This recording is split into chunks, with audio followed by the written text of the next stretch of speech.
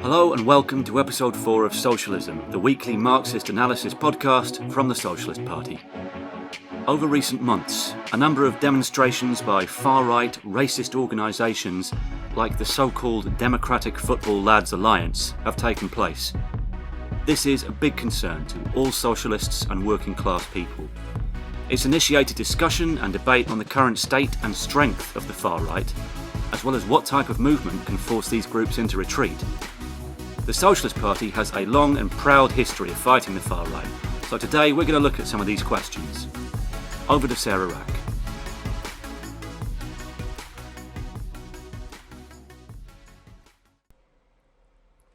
Okay, I'm here today with Paula Mitchell, who's the London Regional Secretary of the Socialist Party and a member of the Socialist Party's Executive Committee. Hi, Paula. Hello. And we're going to be talking today about the far right, which I think is something that a lot of working class and young people have got concerns about at the moment.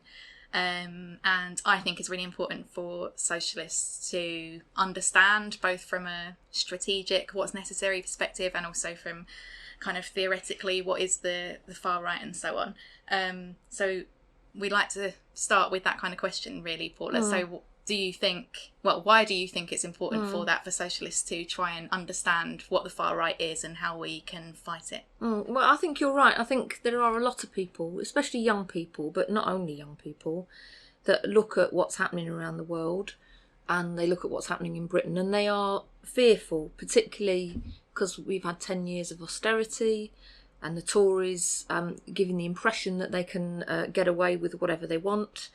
We've had the Brexit vote. People look around the world and see wars.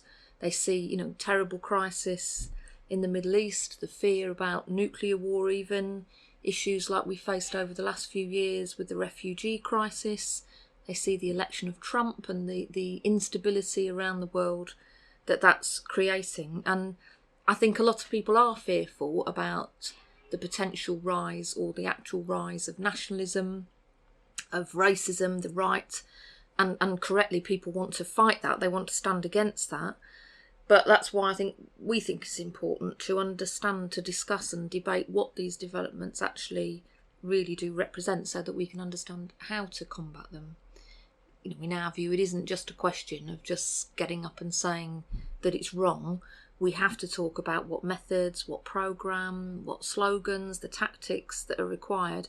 And I think that's particularly important at the moment because of how, you can see that the world you could interpret the world is developing in that sort of direction, or people fear that it is, that there is this idea now that this is so big, this is such a problem that we can't waste time debating, we just need to put all our differences aside. But we think that's the wrong approach. It's precisely, in our view, when something might be big or has the potential of getting to be a big issue, that the discussion and the debate about what to do about it is so necessary. Yeah, and it's always been something that socialists have taken very seriously, isn't it, and tried to analyse. And part of that is the risk that the far right can pose to the workers' movement, which I'm sure we'll come on to discuss later. And also the fact that the ideas of the far right can be so divisive to the working class, and socialists are about trying to strive for a united struggle. And so the ideas that are kind of destructive to that, we have to be able to take them up. Yeah. So you mentioned there some of the big world developments that have made people fearful, and Trump being a big factor in that. There's also Orban in Hungary as well. So do developments like that, do you think, do they show that the right is on the rise internationally? Well, I think, as I said just now, we've had 10 years of austerity. It's been 10 years now since the world economic crisis. After that, the ruling classes, the rich, big business, they set out to make the working class pay for that crisis. And they have largely succeeded in getting working class and poor people across the world to pay a really, really heavy price for that economic crisis. And then when you think that austerity came on top of decades of neoliberal policies before that, of cuts, of privatisation, of driving down living standards, of deregulation and so on, And workers have fought really heroically in many, many countries, particularly countries like Greece and Spain, where we've seen general strike after general strike. But in general, there have been huge battles. Workers have fought back to defend their jobs and their homes and their services. But largely they've been let down by their leaderships, by the trade union leaders, but also by the parties that in the past they would have looked to. They would have seen parties like Blairite's Labour Party or like PASOK in Greece. They'd have seen those parties as their parties that were meant to be in the interests of working class people, and they've let them down, and they've supported and implemented austerity as well. So there is this huge anger, and it is seeking an outlet, it's seeking a voice. And I think we've seen electorally a rejection of those sorts of policies, a rejection of the capitalist establishment, politicians, people that are perceived as being the elite, the rich, that so-called centre ground, all these commentators who worry about the future of the liberal centre ground. Actually, that's the representation of these policies which people are now rejecting, and we've seen that there's been referendums on a whole host of different issues. Obviously, most recently, the referendum for abortion rights in Ireland. We've seen the movements in Catalonia. We've seen the Scottish independence referendum, and the EU referendum in Britain was part of that, where it was an opportunity to reject that capitalist establishment. But we've also seen it in elections to parliaments as well over the last few years. Again, in Greece, in France, in Italy, in the US, and of course in Britain as well, where again there's been that rejection of the so-called centre ground. And I think there's been, rather than it being a rise of the right, it's a bit of a polarisation. That when people have found something which appears to be anti-establishment, that appears to be putting forward some kind of an alternative, then people have seized on it. So like with Trump, basically people voted for Trump because they couldn't vote for Hillary Clinton.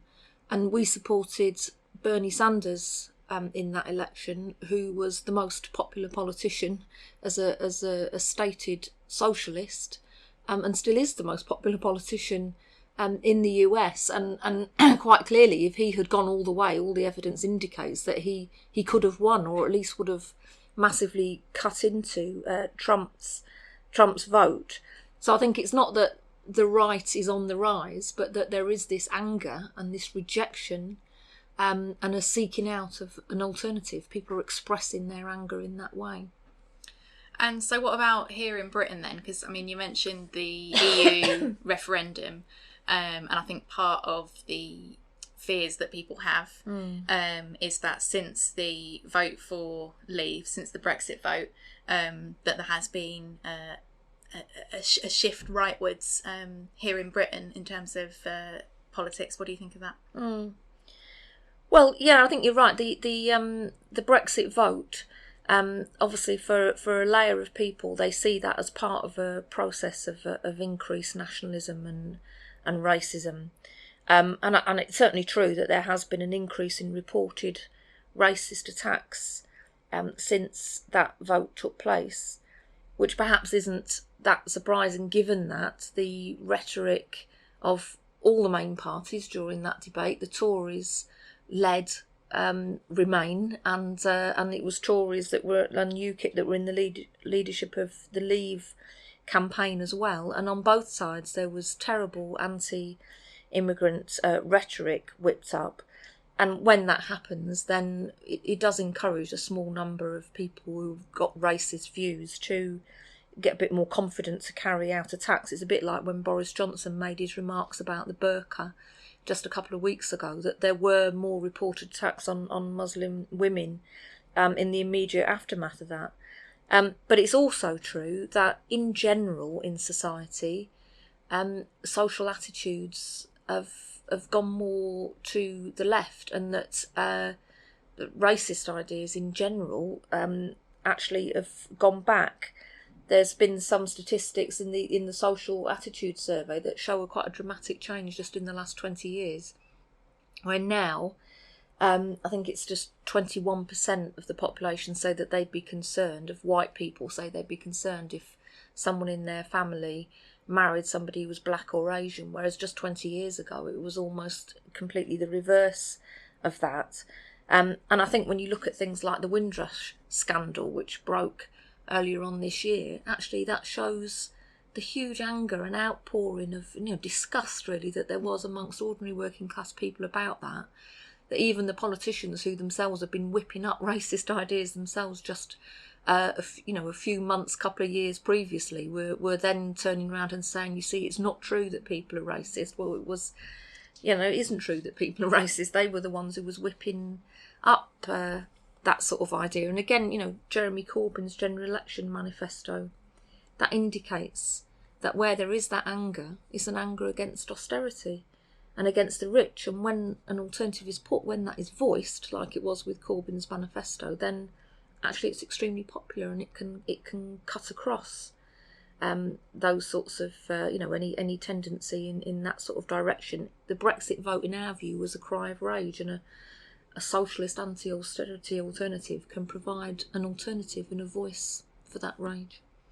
Yeah, I think that those on the left particularly who look at the current situation in Britain and what they see as the right having the kind of balance of power in the situation, it's extremely pessimistic, isn't it? And I think that anyone who is actually active, involved, out talking to working class people on the street and in the trade unions and in the Jeremy Corbyn movement and stuff knows that that is not the case. That, like you say, that there is certainly a polarisation, confusion and so on, but that fundamentally working class people are angry and looking for every avenue to fight back, which is obviously a hugely positive thing. Yeah, well, you just have to look at the figures, don't you? There was 15,000 that marched with this so-called Democratic Football Lads Alliance in June this year, which is obviously big, but there was 250,000 that marched against Trump, and the same sort of numbers marched for the NHS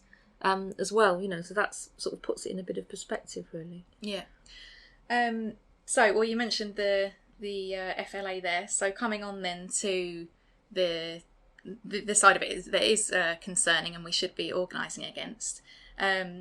What are the main features of the far right at the moment, and the kind of the main ideas that they're putting forward? Well, I think the main organisation that is causing concern is this Democratic Football Lads Alliance, which has been headed up by Tommy Robinson, who used to be the leader of the English Defence League. There are other small organisations like Britain First and others as well, but the FLA is the main force because that is attempting to coalesce a sort of far-right mobilising force, a street force. And as I say, they did manage to get 15,000 people out on the streets in June. They got probably about half that in July when they tried to repeat the demonstration, which in itself is instructive because they linked the second one to welcoming Trump to Britain, and as soon as they added in policies like that, then it was obviously mobilised fewer people. But they've been having demonstrations in different towns around the country and in central London, ostensibly about free speech, linking that to the idea of combating terrorism. It's full of anti-Muslim rhetoric, as if all Muslims are terrorists, picking up on child abuse and as if the only whenever there's any child abuse, it's all to do with Muslims. Principally, I think they're trying to target into this idea that no one speaks for us, that we're the only ones who are standing up and speaking for ordinary white working class people, and that they're being gagged and shut down, that's the surface that they put forward. But in reality, they are trying to get this far right force together. They've invited far right leaders from different European countries to come and speak. They're reportedly being supported by Steve Bannon, who's from the new far right, the alt right, in the US. He was former advisor to Trump. He claims he's going to put up £1 million to help to build a new far right movement. So that's what they're trying to achieve. Yeah, I think just as a side note, and another interesting factor in it, isn't it, is that they try and dress themselves as kind of defenders of women and LGBT people and that type of thing, which also relates to what we were just talking about how you can't claim it's just purely a shift to the right, because even the far right have to, take account of the shifting consciousness and on some of these social issues, which is interesting. Yes. And Jews. Yes, yeah. But as you've mentioned, they have had some big demonstrations, which have been, has been concerning. So to what extent do you think that indicates that there is a base of support for the DFLA among working class people? Well, it's certainly true that they've had bigger demonstrations than any other far-right organisation has for decades. I mean, the previous sort of bigger organisations before them, there was the English Defence League, which was mobilising people on the streets just a few years ago. Before that, you had the British National Party, which was standing in elections in the 90s in particular, but carried on standing in the elections until relatively recently. And they did win councillors, and they had a London Assembly member as well at one stage. But they didn't mobilise these sorts of numbers on the streets, and in fact neither did the National Front, even going back into the 70s. And they do have about 75,000 followers on social media, so it is significant. And obviously that does indicate that we've got to discuss this properly. They absolutely have to be countered. They are no doubt an absolute threat when they march. They currently, they encourage racists to carry out attacks. When they marched in Leeds, there was an attack on a Sikh temple and on a mosque. After they marched in July, then, as you were saying, they're a threat to the workers' movement. That was demonstrated absolutely by the fact that they attacked trade unionists, RMT activists, after the march in London in July. So it is extremely significant. But we also have to recognise that, as we were saying earlier on, their marches have been dwarfed by the people who have been mobilised on demonstrations for the NHS or against Trump or against cuts, and obviously also dwarfed by the number of people who've been so inspired by Corbyn's manifesto that they've joined the Labour Party, never mind the millions that voted for that manifesto. I think we'd say that while undoubtedly the core of the DFLA involves fascists, hardened racists, violent racists, they're trying to exploit the fears and the genuine anger that working class people have got, and who've faced all these years of attacks on their living standards, who've been betrayed by all the main parties, by the Tories, but by Blairite, New Labour as well, in Parliament and in councils. But I think their actions betray them, and already the fact that they were seen to carry out that attack on RMT members already, makes it quite clear that actually, no matter what they might say, they are actually anti-working class force. So the Socialist Party, we don't just discuss these things on podcasts. Nope, that's right. We've been active in the movement, taking part in the protests against the DFLA, for example. And also, like you said at the start, we've been trying to encourage discussion and debate on what tactics will be effective in the fight against the far right. And in particular, we've drafted a trade union motion, which has been circulated and passed in some forums. Do you want to tell us a bit about that? Yes, well, the reason why we've done that is because, obviously, as you say, the reason why we're talking about this, we do think this is serious and that we have to combat it. We do think that the trade union movement in particular has the power to be able to defeat the far right and to prevent any development like this going any further. We do think that, and we say this in the trade union resolution, that in particular, if the FLA or anything like them attempt to march in a local community, it's absolutely vital that there is a mobilisation to stop them in defence of that community. that mobilisation, particularly being a mobilisation of the community, is what's key, and of the local trade union movement. And the trade unions can mobilise on a local level, can mobilise hundreds, if not thousands, of people, of their own members and their members' friends and families. If trade unions took a serious approach of having workplace meetings and so on to mobilise. And to make it absolutely clear that a body trying to march through an area like the FLA is not welcome by that community. So they can mobilise, but they can do more than that, because they can also provide the essential protection for demonstrations. I do think it's the case that when there's been small demonstrations countering quite large demonstrations of the FLA, they've been reliant on the police for protection. And obviously that puts people off. And we can't be in a situation of mobilising people and relying on the police. The police in the past have been used to kettle students, have beaten demonstrators, have pushed back anti-racist demonstrators to allow far-right marches to take place. We can't rely on them to protect people on a counter-demonstration, but that's what trade unions have got the ability to do.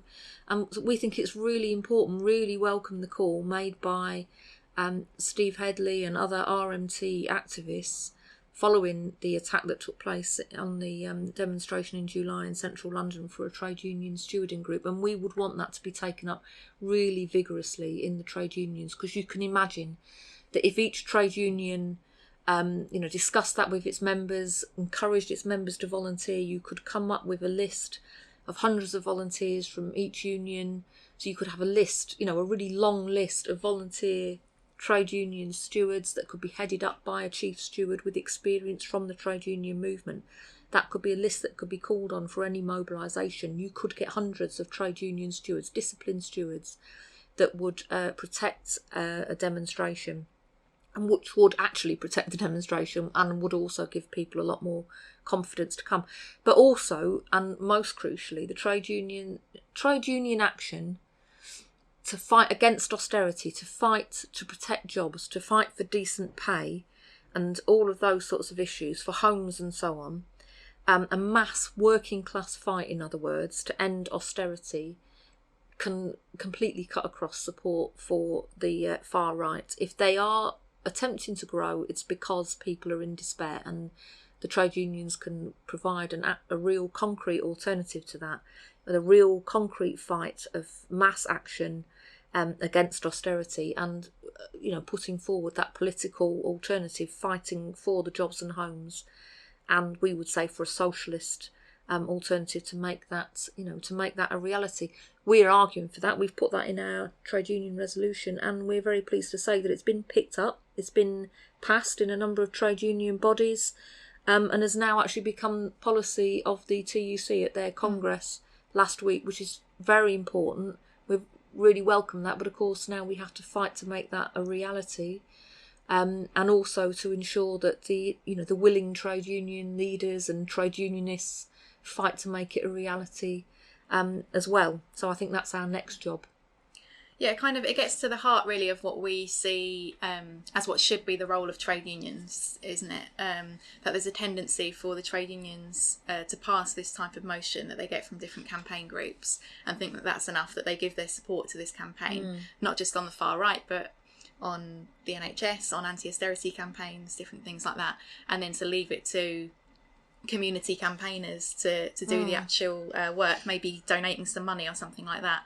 And I suppose what we try and do in our trade union motion on this issue, but also in general, is to point out that we want the trade unions to take a lead on it, to be at the heart of it, and that is because the trade unions are the organised working class, and it's the organised working class that we think has the power to bring about change in society, and that's kind of the importance of it. So what do you think has been the clearest example of why that type of approach, basing on the working class and a political alternative, is the right one to take? Well, I suppose one clear recent example comes from Greece, where, as I'm sure our listeners will know, has faced the most vicious austerity for a number of years. and as well has been in the centre of the refugee crisis as well, with a lot of refugees in Greece too. And we have always warned that in a time of austerity that is the possibility that racism and anti-immigrant feelings can increase. And in Greece, a very violent far-right organisation, Golden Dawn, increased in popularity, winning quite significant votes in elections, even despite the fact that it was openly a violent organisation that was attacking migrants and attacking campaigners, socialists and so on.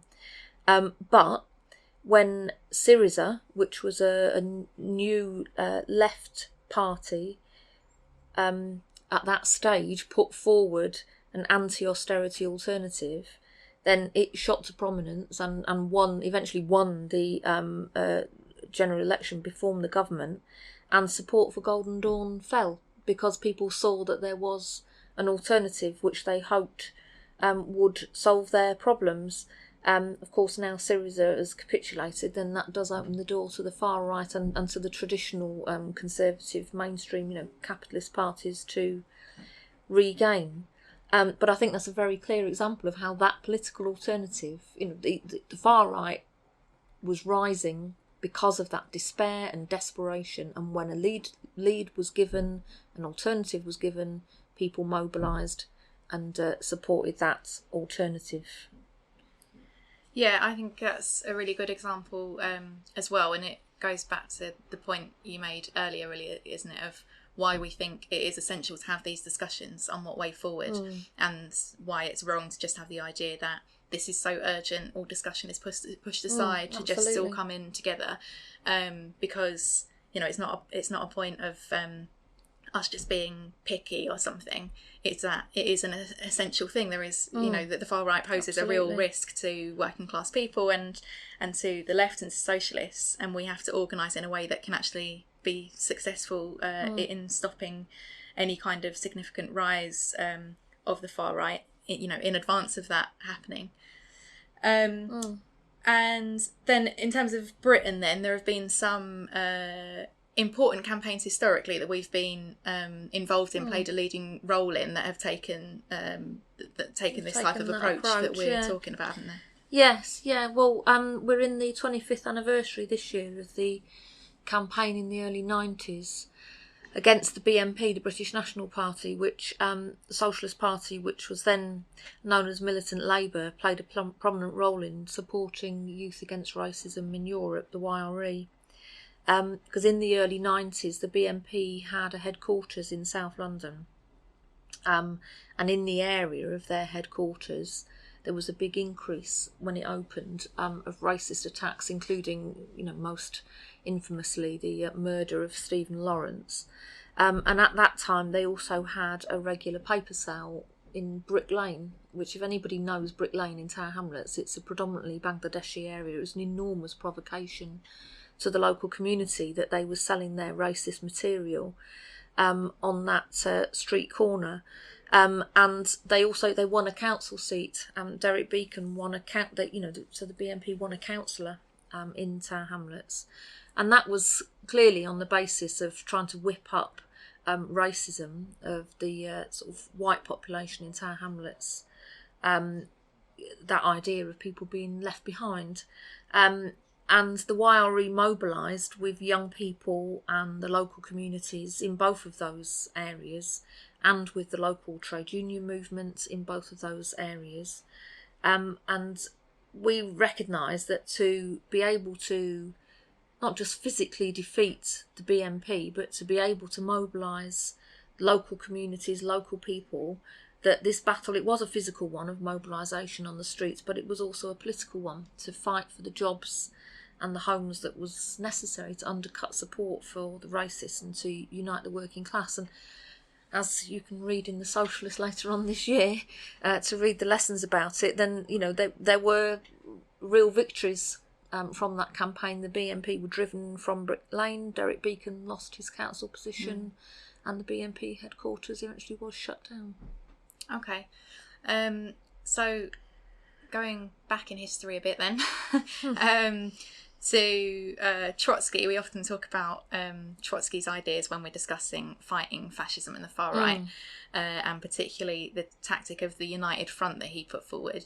Is that tactic still relevant today? Well, Trotsky's writings are always relevant and important, and his pamphlet on fascism, what it is and how to fight it, is a small pamphlet which I think everybody should read. Writing in the 1930s, when obviously fascism, we were in a very different historical period in relation to fascism at that stage. Trotsky was arguing for a campaign of all working class forces to defeat the rise of fascism.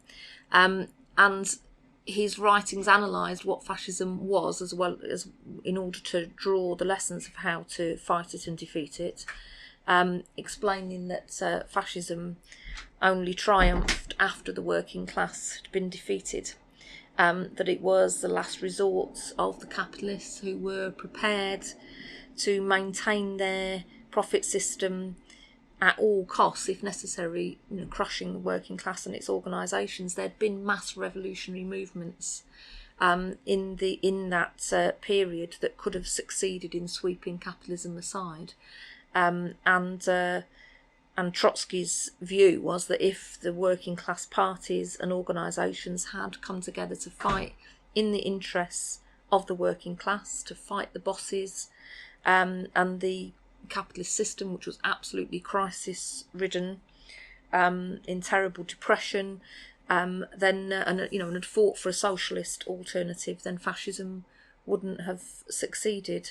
And while the 1930s were a very different period from today, that understanding that it's that working class based fight against the interests of the rich, of the bosses, that can unite workers in a common struggle for the jobs and the homes and the pay and everything that we all need, that is what can undercut support for the far right and defeat them, then we think that fundamental lesson is essential for today.